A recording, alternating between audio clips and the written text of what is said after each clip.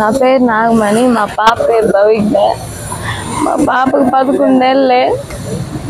మా ఆయన పేరు వెంకటేష్. రాత్రి తాగొచ్చి నన్ను కొడుతుంటే మా బాబు లేచి ఏడ్చింది. ఏడుస్తుందని పక్కన వాళ్ళు వింటారని నోరు మూసిండు. మూతి నేను చెయ్యి తీసేసిన నన్ను నెట్టేసిండు. నేను గోడకు పోయి తగిలిన.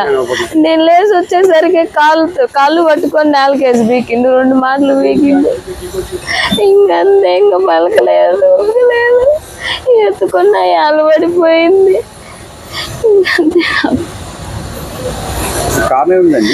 కారణం ఏం లేదండి, తాగొచ్చిండు అంతే. తాగొచ్చి అది ఇది అంటుంటే వాళ్ళ అక్క ఫోన్ చేస్తే వచ్చింది. ఆమె గారిచింది, ఇటు తాగొద్దు ఎట్ట అది ఇదని. అయితే నేనేమన్నా అక్క పడుకుంటా అన్నాడు. ఆమె ఇంటికి పోయింది. ఆమె పోగానే ఇంక గొడవ వేసుకొని కొరికిండు. కొరికితే నేను ఏడుతుంటే బుజ్జిలేసి ఏడుతుంది. పక్కన వాళ్ళు ఇంట్లో నోరు మూసిండు.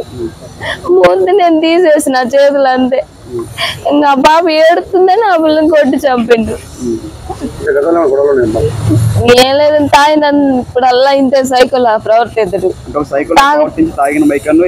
ఏం చేద్దాడు ఆయనకే తెలియదు. ఏది ఉంటే అది బగలు కొడతాడు, ఏది ఉంటే అది తీసుకొని కొడతాడు.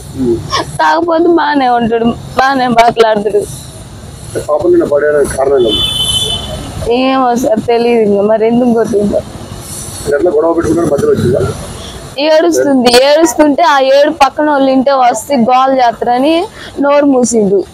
నేను చచ్చిపోద్ది పసిపిల్ల నోరు మూస్తే చెయ్యి లాగిన అని నన్ను నెట్టేసి నా పాపని తీసుకొని బాధేసి నేలకేసి. ఇంకంతే, కాళ్ళు పట్టుకొని నేలకు పెట్టి పీకిండు. 2 సార్లు పీకిండు. అదంతా మీ ప్రభుత్వానికి వదిలేస్తారు. నాకు జరిగిన అన్యాయం మరి తల్లికి జరగకూడదు.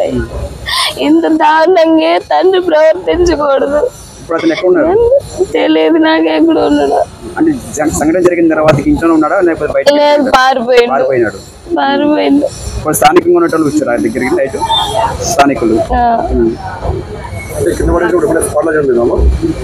ఎండలేసి మాటలు 2 పీగలుగా చచ్చిపోయింది. ఇంక పలకలేదు, ఊలకలేదు.